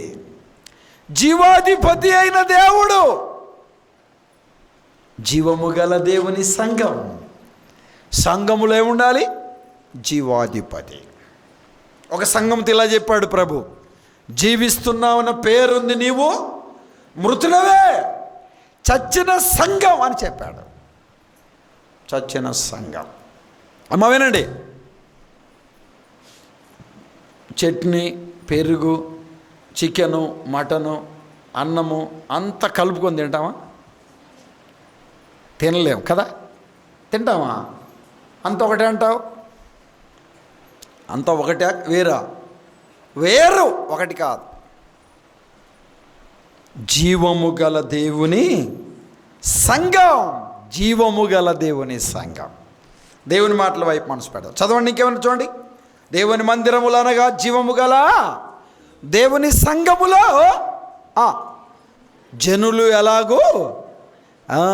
జనులు ఎలాగూ ప్రవర్తించి, జీవము గల దేవుని సంఘములో పెద్దల పరిచర్య, సేవకుడు పరిచర్య, విశ్వాసుల పరిచర్య, వారి వారి నిధులు, వారి వారి క్రమాలు, వారి వారి పరిచర్య క్రమాలు చాలా గొప్పవి. దేవుని మాటల వైపు మనసు పెట్టాలి. ఎంత గొప్ప ధన్యత అండి. మేము దండయాత్రకి వెళ్ళొస్తున్నప్పుడు మందిరంలో నుండి మీరు అందరూ ప్రార్థన చేసేవాళ్ళు. చాలా సంతోషం అనిపించేది. మందిరంలో అందరూ ప్రార్థన చేస్తూ ఉంటారు, మేము వెళ్ళి పరిచర్య చేస్తూ ఉంటాం. చేసిన ఎప్పుడు కూడా మేము ఏ చిన్న కంప్లైంట్ కూడా చూడలేదు. పిల్లలు గమనించాలి, ఈ లోక సంబంధమైన పండుగలు ఆచరించే రోజు కూడా తీసుకుపోయాడు సారు. అప్పుడు కూడా వెళ్ళి చెప్పాము. చెప్పు రాజకుమార్ అంటాడు, అంతేగా చెప్పుకుంటూ వెళ్ళాము. మేడం గారు మేము వెళ్ళాము, చాలా గృహాలు, చాలా వ్యక్తిగత కౌన్సిలింగ్స్ ఇచ్చాం, అనేక రీతిలుగా మాట్లాడుతూ వచ్చాం. నాకు చాలా సంతోషం అనిపించింది. ఓ మాట చెప్పాలంటే ఈ పులివెందుల ప్రాంతాన్ని ప్రభు దీవించాడని చెప్పాలి. ఈ పులివెందుల ప్రాంతంలో దేవుని కృప ఉంది, దేవుని సహాయం ఉంది. పిల్లారా, ఎంతమంది ఈ శనివారం రోజు, ఈ సెకండ్ సాటర్డే రోజు దేవుని సన్నిధిలో కూర్చొని దేవుని మాటలు వినుట ప్రతి నెలకు ఒకసారి, ఇది సాధ్యమైన పని కాదు. ఈ సెలవు దినం విశ్రాంతిగా ఉండాలి, పనులు చేసుకోవాలి. సెలవు ఉంటే ఏం చేయాలి చెప్పండి? పనులు చేసుకోవాలి. మందిరంలో ఉండడం ఏంటి? ఎంత గొప్ప ధన్యత అండి, ఎంత గొప్ప ధన్యత. నేటి సంఘాలు ఆదివారం రోజుకే పరిమితి అయ్యాయి, అది కూడా 1 గంటన్నర ప్రార్థనకు పరిమితి అయ్యాయి. ఎంత గొప్ప ధన్యత దేవుడు మీకు ఇచ్చాడు. ముఖస్తుతి చేయడం కాదు కానీ ప్రేమ కలిగిన దేవుడు అది మీకు ఆ దర్శనాన్ని ఇచ్చాడు. అందుని బట్టి నేను సంతోషిస్తున్నా. జీవము గల దేవుని సంఘం ప్రార్థన. పిల్లలు గమనించాలి, నేను 6 గంటలకల్లా మందిరానికి వచ్చాను. నేను ఉదయం అన్న బాబు ఫోన్ చేయమన్నాడు, కానీ పొద్దున్నే కానీ నడిచినట్టు ఉంటుందని, తెలిసిన రూటే కదా నడుద్దాము, మళ్ళీ ఈ బిల్డింగ్స్ అన్నీ ఎట్టగట్టారు ఒకసారి చూద్దాం, పులివెందులో 4 అడుగులు వేద్దాం. ఆ దండయాత్ర చేసేటప్పుడు ఇంటింటికి వెళ్ళి పత్రికలు ఇచ్చి నడిచాం కదని నడుచుకుంటూ వచ్చా, అన్నీ చూసుకుంటా. అప్పటికే మందిరంలో 10 మంది దాకా కూర్చొని అన్ని కూరగాయలు ఏంటి కోస్తా ఉన్నారు అక్కళ్ళు. ఉరిని 6 గంటలకల్లా పని చేస్తున్నారంటే చాలా ఆశ్చర్యం అనిపించింది నాకే. పిల్లారా గమనించాలి, పరిచర్య పట్ల భారం, పని పట్ల భారం, దేవుని మాటల వైపు మనసు పెట్టాలి. జీవము గల, చెప్పండి, దేవుని జీవము గల దేవుని సంఘం, ఇది దేవుని పని. ఎవరి పని చెప్పండి? దేవుని పని, దేవుని పని, దేవుని పని. ఒక రాజు అంట రాజ్యాలు జయించుకుంటూ వెళ్ళాడంట, వెళుతూ ఊర్లు జయించుకుంటూ వెళ్ళాడంట. వెళ్ళి విజయము నాదే అని చెప్పాడంట. వినండి పిల్లారా గమనించాలి, నీదే కాదు, ఒక ముసలామది కూడా ఉంది విజయం అని చెప్పాడంట. ఆమె ఏం చేసింది? నీ గుర్రాన్ని ఒకసారి కట్టేసినప్పుడు ఆమె పశువులో గడ్డి వేస్తుండగా నీ గుర్రం కూడా నోరు తెరిచింది, 4 గడ్డి పీసులు వేసింది, ఇది తిన్నది అని చెప్పిందంట. చూసారా? ఆ గడ్డి పీసులు తినడం వలన దానికి శక్తి వచ్చింది, యుద్ధంలో పోరాడింది, ఆమెకు కూడా భాగం ఉంది అని చెప్పాడంట. ఎందుకు గొప్పదని తండ్రి? దేవుని మాటల వైపు మనసు పెట్టాలి. ప్రేమ కలిగిన దేవుడు నా చిన్న వయసులో 95లో నేను ప్రభుని నమ్ముకున్నాను, 97లో బాప్తిసం, 2001 సేవ సమర్పణ, 5 ప్రాంతాలలో ప్రభు పని చేయడానికి ప్రభు కృపనిచ్చాడు. మమ్రే క్రిస్టియన్ అసెంబ్లీ ద్వారా ఎస్టేట్ ప్రాంతానికి పంపబడడానికి ప్రభు కనికరించాడు. 5 ప్రాంతాలలో ప్రభు తన కృప చేత సంఘాలు ప్రారంభించాడు. ఆరాధనలు జరుగుతున్నాయి, సేవకులు ఉన్నారు, స్థలాలు కొనడం, మందిరాల నిర్మాణం, పరిస్థితులు పిల్లారా గమనించి ప్రభు జరిగిస్తూ ఉన్నాడు. పిల్లారా, ఈ వారంలో మా దగ్గర ఒక సేవకుడు లేడని చెప్పు. ఈరోజు కూడా ఒక సేవకుడు ఉన్నాడు మా దగ్గర, రేపు ఒక సేవకుడు వస్తున్నాడు, వచ్చే వారంలో ఒక సేవకుడు వస్తున్నారు. పిల్లారా గమనించాలి, కారణం ఏంటి? వాక్యము వినాలి, వినిపించాలి. వాక్యం చెప్పండి, వినిపించాలి, వినిపించాలి, వినిపించాలి. దేవుని మాటల వైపు మనసు పెట్టాలి. ఏ సంఘం అంట? జీవము గల దేవుని సంఘం. మరొక చూడండి, మనందరికీ తెలిసిన మాట, దేవుని మాటల వైపు మనసు పెడదాం. అపోస్తుల కార్యం 28:30, 28వ అధ్యాయం 30 వచ్చిన మనందరికీ తెలిసిన మాటే. అపోస్తుల కార్యం 28వ అధ్యాయం 30 వచ్చిన 28వ అధ్యాయం 30 వచ్చిన చూడండి. 2 సంవత్సరాలు పూర్తిగా తన అద్దె ఇంట కాపురం ఉండి తన ఎద్దకు వచ్చి వారందరినీ సన్మానించి ఈ ఆటంకమును లేక పూర్ణ ధైర్యముతో దేవుని రాజ్యమును గురించి ప్రకటించుచు పూర్ణ ధైర్యముతో దేని గురించి ప్రకటించాడు? దేవుని రాజ్యం. వినండి, మీ అందరికీ ఒక మాట చెప్తున్నా. మీ ఇంటిలో ఉన్న వారందరికీ దేవుని వాక్యం చెప్పాల్సిన బాధ్యత మీ మీదనే ఉంది, అది గుర్తుపెట్టుకోవాలి. ఎవరి మీద ఉంది?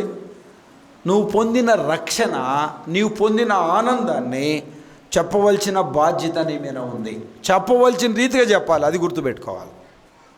చెప్పవలసిన రీతిగా చెప్పాలి. ఏదోను పట్టణానికి పౌలు గారు వెళ్ళాడు, అక్కడ పరిస్థితులు చూశాడు. ఇది ఎఫెసీ సంఘాన్ని గురించిన సందర్భంలేండి. వెళ్ళాడు. అక్కడ అనేకమైన పరిస్థితుల్లో పూజ కార్యక్రమాలు జరుగుతూ ఉన్నాయి. అక్కడ తెలియబడని దేవుడు అని చెప్పి ఒక విధానంలో వారు ఆరాధిస్తున్నారు. ఈ తెలియబడని దేవుడు ఎవరో తెలుసా?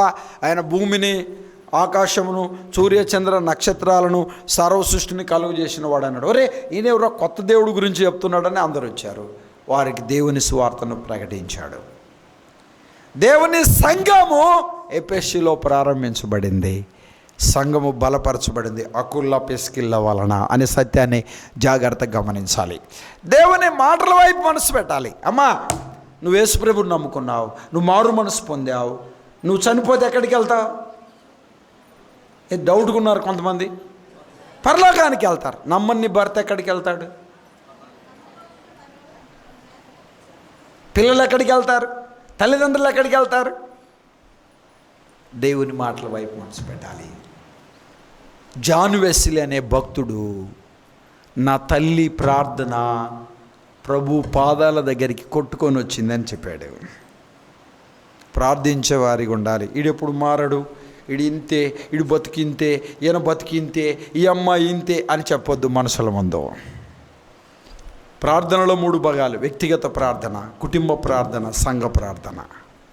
వ్యక్తిగత ప్రార్థనలో దేవుని పాదములు పట్టుకోవాల్సిన క్రమం అది. నువ్వు చేయుచున్న ప్రార్థన నీకు నీ దేవునికి తెలుసు. మనుషులకు చెప్తే వారిని నిందిస్తారు, వేలుపెట్టి చూపిస్తారు.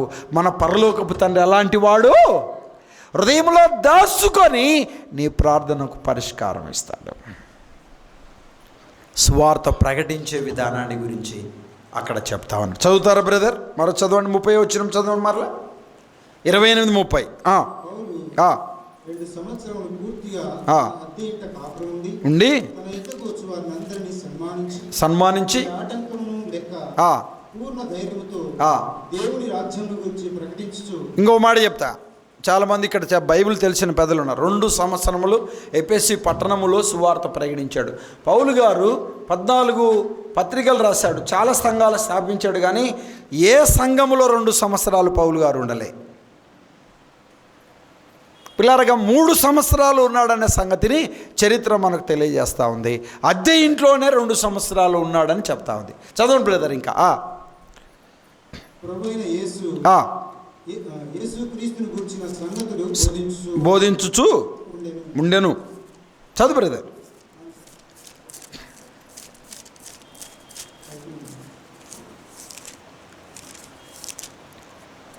28వ వచనం చదవండి. కాబట్టి దేవుని వలన ఈ రక్షణ అన్ని జనుల యొద్దకు పంపబడి ఉన్నదని మీరు తెలుసుకొందురుగాక. అబ్బా, ఎక్కడికి పంపబడిందంట? అన్య జనుల యొద్దకి. 20వ అధ్యాయంలోనికి రండి ఒక మాట. 20వ అధ్యాయం, అపోస్తుల కార్యం 20వ అధ్యాయంలోనికి రండి. 20వ అధ్యాయం 27వ వచనం చదువుతారా? 27వ వచనం. దేవుని సంకల్పం అంతయు దాచుకొనలేదు.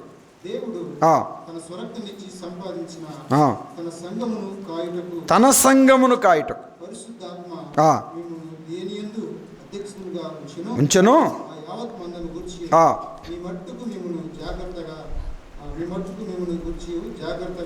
ఉండుడి.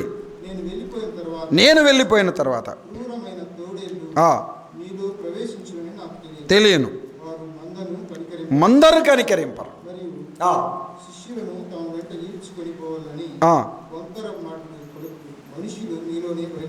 బయలుదేరును.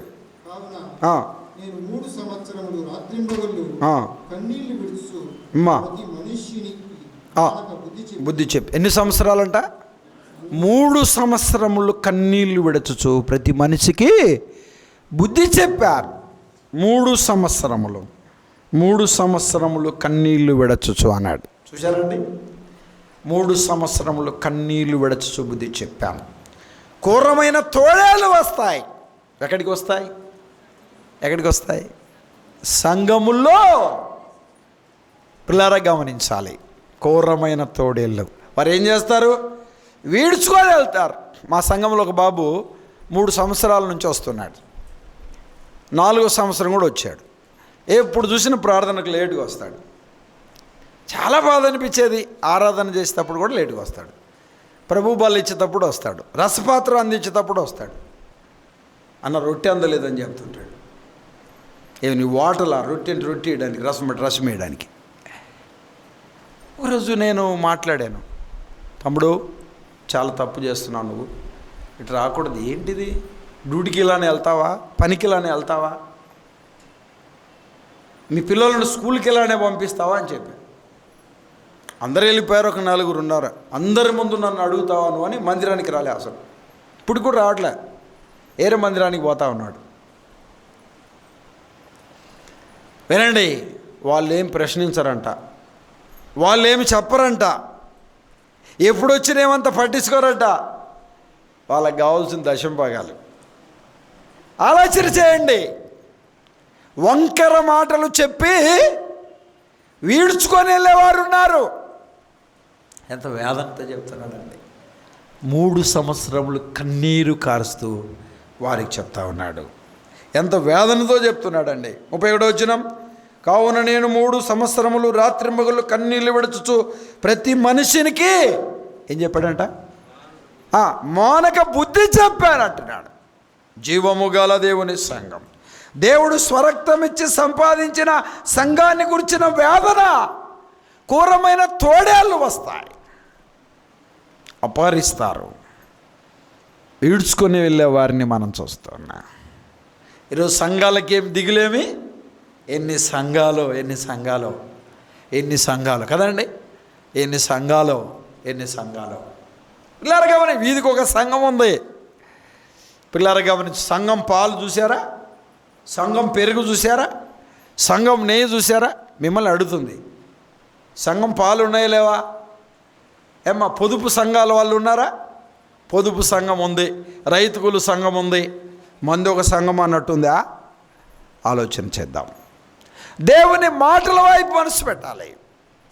3 సంవత్సరాలు రాత్రింబగళ్ళండి కన్నీళ్లు విడుచుచు మానక బుద్ధి చెప్తున్నాడు. దేవుడు స్వరక్తం ఇచ్చి సంపాదించిన సంఘములో ఉండే విలువలను గురించి చెప్తున్నాడు, సంఘములో ఉండే విషయాలను గురించి చెప్తున్నాడు. పరిస్థితులు వేరుగా ఉంటాయని చెప్పాడు. క్రూరమైన తోడేళ్ళంట, వారు మందను కనికరించరు ప్రియులారా. అమ్మ వినండి, మా సొంత చెల్లి వచ్చి ఇలా చెప్పింది నాకు, అన్న పాపం మెచ్చురైంది, మీటింగ్ పెట్టుకుందామంది. దానికి మీటింగ్ ఎందుకమ్మా, ఇంటికి వస్తాం ప్రార్థన చేస్తాం సరిపోదంటే, మా అమ్మ ఒప్పుకోవట్లేదన్న అంది. ఒప్పుకోకపోతే మీ ఇష్టం అని చెప్పా.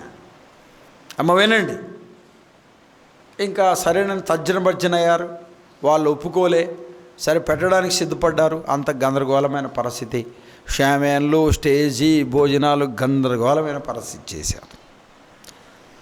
ఇంకా ఆ రోజు స్టార్ట్ అవుతుంది, నా దగ్గరికి వచ్చి ఏడుస్తుంది. పోవాలా పోకూడదు మీరు చెప్పండి. అమ్మ పోవాలా వద్దా చెప్పండి తల్లులారా. పోవాలి. నేను రాను అని చెప్పాను, నేను పోలేదు. చెల్లే కదా కావచ్చు, తోడబుట్టిందే కదా కావచ్చు, అది వాక్యానికి విరుద్ధం. అది తల్లిదండ్రులకు, కుటుంబ సభ్యులకు మాత్రమే తెలియాలి, పక్కవారికి తెలియనక్కరా లేదు. శావుకులను, పెద్దలను పిలిపించుకొని ప్రార్థన చేసుకోండి, వారు వాక్యం చెప్తారు, జాగ్రత్తగా ఉండాలని చెప్తారు, విషయాలు చెప్తారు, అయిపోయేంతిక. పక్కింటి వారికి కూడా తెలియకూడదు. 6 నెలలు నాతో మాట్లాడలే. మా బామ్మర్దికి బాగలేదు, హాస్పిటల్కి వెళ్ళారు, అక్కడికి వెళ్ళాను, నన్ను చూసి ఏడుస్తూ ఉంది. మందిరానికి రాలే, 6 నెలలు రాలే మందిరానికి. ఎన్ని నెలలు రాలే? 6 నెలలు. ఏరాయన వచ్చాడు, ప్రార్థన పెట్టాడు, చేతులు పెట్టి ప్రార్థన చేశాడు, భోజనం చేశాడు, కానుకలు తీసుకొని వెళ్ళాడు, ఈడ్చుకొని వెళ్ళాడు. ఘోరమైన తోడేళ్ళు. సంఘముల్లో చేయకూడదని చెప్తే చేసేవారు. చాలా దుఃఖకరమైన సంగతి, చాలా దుఃఖకరమైన సంగతి అండి. దేవుని మాటల వైపు మనసు పెట్టాలి. చాలా బాధాకరమైన సంగతి. ఇలా చెప్పాను, నేను తప్పు చేశానా రైట్ చేశానమ్మా, నేను ఒక సేవకుణ్ణి, అందరికీ చెప్పేవాడిని, సంఘములు నడిపించేవాడిని, దేవుని సేవకుణ్ణి, వాక్యానుసారంగా బ్రతకవలసిన బాధ్యత ఉంది కదా. నా వివాహంలో కూడా నువ్వు చూసావు కదా ఈ కార్యక్రమాలన్నీ. ఎందుకు నువ్వు ముఖం చిన్నపుచ్చుకొని వేదన పడుతున్నావు? నేను సంఘానికి ఏమి చెప్పాలి, విశ్వాసులకు ఏమి చెప్పాలి, వారికి ఎలా మాదిరిగా నిలబడాలని చెప్తే అప్పుడు ఏడ్చి తప్పైపోయిందన్న అని చెప్పి తిరిగి మందిరానికి రావడం ప్రయత్నం చేసింది. నేను ఎందుకు ఈ మాట చెప్తున్నానంటే, చిన్న చిన్న విషయాలండి. పాలు పొంగిస్తే తప్పేంటి, ఎందుకు పొంగించాలి తెలియదు, తప్పేంటి, ఎందుకు పొంగించాలి, ఎందుకు పొంగిస్తున్నారు తెలుసా మీకు? చెప్పండి, తెలియదు. ఇంకో కొంతమంది ఏం చేస్తారు, ప్రార్థన చేపించి పొంగిచ్చి అది టీ చేసి మళ్ళీ మాకే ఇస్తారు. చూసారా? ఆ కలంకం మీరు కూడా అంటుకోండి అన్నట్టు. ఇది డిఫరెంట్ అండి. దేవుని మాటల వైపు మనసు పెట్టాలి. అన్ని జనుల ఇష్టం నెరవేర్చడం గతించిన కాలము చాలు. కుర్రమైన తోడేళ్ళు వాళ్ళు చేస్తారే, ఆ సంఘం వాళ్ళు చేస్తారే, ఆ పాస్టర్లు చేస్తాడే, ఆ పెద్దలు చేస్తారే, ఆ విశ్వాసులు చేస్తారే, మా ఇంట్లో ఒప్పుకోరండి. జ్ఞానయుక్తంగా సమయోచితమైన జ్ఞానంతో మలుచుకోవాలి. చిన్న విషయాలలో వ్యతిరేక భావం ఉండడానికి వీలు లేదు. భర్తను నొప్పించకూడదు, భార్యను నొప్పించకూడదు, తల్లిని నొప్పించకూడదు, తండ్రిని నొప్పించకూడదు. వేదన ఉంది, దుఃఖం ఉంది, బాధ ఉంది. ప్రేమ కలిగిన దేవుడు ఏం చెప్పాడు? శోధన సహించువాడు ప్రభుని నమ్ముకున్నావు, సాతానుడు శోధిస్తాడు, శోధనలో చిక్కుకుంటావు. శోధన సహిస్తే ధన్యుడు అవుతావు. ఏం చెప్పాడు అక్కడ? యాకోబు రాసిన పత్రికలోనికి రండి. దేవుని మాటల వైపు మనసు పెట్టాలి. మేము మిమ్మల్ని వదిలిపెడతాను. యాకోబు రాసిన పత్రిక వాక్యం మీద మీకు గమనం ఉంచండి. యాకోబు రాసిన పత్రిక మొదటి అధ్యాయం యాకోబు రాసిన పత్రిక మొదటి అధ్యాయం. పిల్లారా గమనించాలి. 12వ వచనం చదువుతారా? శోధన సహించువాడు ధన్యుడు, నిలిచిన వాడై పొందును. దేవుడు జీవకిరీటం పొందును. దేవుడు కీడి విషయమై నేరడు, శోధింపడు. బడినప్పుడు అనకూడదు. అమ్మా, నేను దేవుని నమ్ముకుంటే ఎన్ని శ్రమలయ్యా, నాకు ఎన్ని కష్టాలు నమ్ముకోవడం వల్ల వచ్చింది. దేవుడు కష్టాలు తీసేయడానికి మనకు రక్షణ ఇచ్చాడు, మారు మనసు ఇచ్చాడు అని. కొంతమంది దేవుని నమ్ముకుంటే దయ్యాలు పోతాయి, దేవుని నమ్ముకుంటే పొలం పండుద్ది, దేవుని నమ్ముకుంటే పిల్లలు కలుగుతారు, దేవుని నమ్ముకుంటే వ్యాపారంలో లాభం వస్తుంది, దేవుని నమ్ముకుంటే అన్ని విషయాల్లో మేలు. అది నెక్స్ట్ పాయింట్. ఆత్మరక్షణ, పరలోకం అనేది ముఖ్యం. ఎవడైనా శోధించబడుతున్నప్పుడు నేను దేవుని చేత శోధించబడుతున్నాను అనకూడదు. జీవము గల దేవుని సంఘములోనే ఉన్నావు. దేవుడు స్వరక్తమిచ్చి సంపాదించిన సంఘములోనే ఉన్నావు. ఒక విశ్వాసిగా నీవు ఉన్నావు. ఇంకేమంటున్నాడు చూడండి అక్కడ, ఇంకేమంటున్నాడు? ప్రతివాడు స్వకీయమైన దురాశల చేత వీడోబడి మరలు కొల్పబడి శోధించబడు. తలలు పైకెత్తండి. ప్రతివాడు స్వకీయమైన దురాశల చేత వీడోబడి మరలు కొల్పబడుతున్నాడు. నువ్వెందుకు శోధించబడుతున్నావు? ఎలా చెప్తా? నీ అవిధేయత వలనేమో, నీ అయోగ్యత వలనేమో, నీ అపవిత్రత వలనేమో, నీ దుర్మార్గత వలనేమో, దేవునికి విరోధమైన నీ అపవిత్రత వలనేమో. తండ్రిని మామను ప్రేమించు, అత్తను, భర్తను, భార్యను ప్రేమించకపోవడమేమో అది ఒక స్వకీయమైన పరిస్థితి. ఏమో ఆలోచన చేసావా? సీరియళ్ళు ఏంటి చెప్పండి? సీరియళ్ళ మీద మక్కువ. ప్రార్థన పెట్టుకుంటామన్నా, రోజు పెట్టుకుంటామన్నా ఇలా చెప్పాడంట పాస్టర్ గారు. అమ్మ ఎప్పుడమ్మా సీరియల్ ముందా, సీరియల్ తర్వాత? సీరియల్ అయిపోయిన తర్వాత ప్రార్థన. చూసారా? పిల్లారా గమనించాలి. సీరియల్ అయిపోయిన తర్వాత ప్రార్థన ముందు పెట్టుకుంటే, ఇంకా సీరియల్ చూసావు, ఇప్పుడు ప్రార్థన చేస్తున్నావు, ఎట్టుంటుంది చెప్పండి. ఇక కళ్ళు మూసుకున్నావు, ఏమర్థమవుద్ది నీకు? ఏమర్థమవుద్ది? తర్వాత భాగం రేపు. స్వకీయమైన దురాచల చేత ఏం చేయబడుతున్నా? ఈడోబడి మరలు కోల్పబడుతున్నావు. నెమ్మది లేదా? ఎందుకు ఉంటుంది? శాంతి లేదా? ఎందుకు ఉంటుంది? నిద్ర రావట్లేదు ఎందుకు రాదు? నిద్ర రాదుగా. సీరియల్ చూస్తే, సినిమాలు చూస్తే, దేవునికి విరోధమైన మనసు కలిగి ఉంటే, కోపం పోలే, అసూయ పోలే, కుళ్ళు పోలే, కుట్ర పోలే, ఈర్ష్య పోలే, పగ పోలే, ద్వేషం పోలే, ప్రేమించే గుణం లేదు.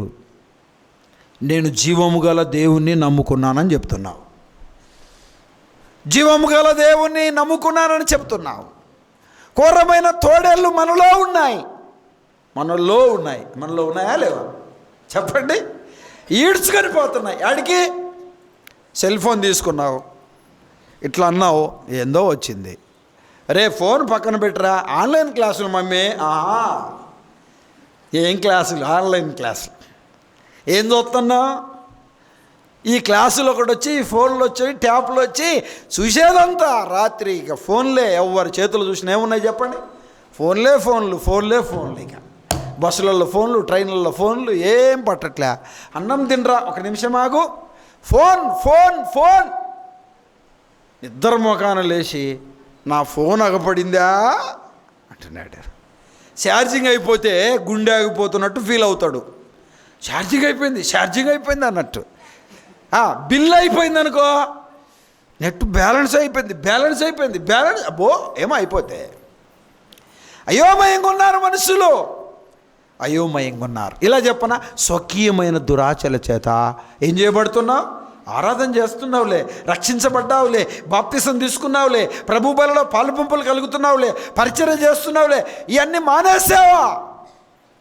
దేవుడు స్వరక్తం ఇచ్చి సంపాదించిన తన సంఘం, జీవము గల సంఘం. నువ్వెందుకు శోధించబడుతున్నావు? స్వకీయమైన దురాశలు. ఏదో ఆశ ఉంది నీలో, దేని మీద వాంఛ కలిగి ఉన్నావు, కోరిక కలిగి ఉన్నావు, ఆశ కలిగి ఉన్నావు, దేని వలన తృప్తి పొందుతున్నావు, దేని వలన సంతోషిస్తున్నావు, దేవునికి ఇవ్వాల్సిన సమయము దేవునికి ఇవ్వలేకపోతున్నావు.